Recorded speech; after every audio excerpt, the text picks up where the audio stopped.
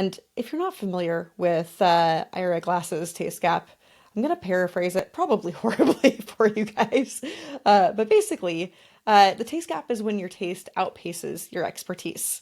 You recognize quality work, you have good taste, and you aspire to create good work, but you're not there at a skill level yet, right?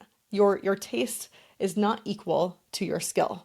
And it makes you like reach. It makes you dig in so you can kind of get to the skill level that allows you to reach the taste level you desire. It causes you enough frustration to drive you to refine your abilities. Now, however, unlike the taste gap, which propels you to improve, the promotion gap can be a dangerous place, especially for you as someone who creates content to market your business. What do I mean by that? Well, let's say you've crafted a piece of content and you're proud of it. Like you know you've done a good job.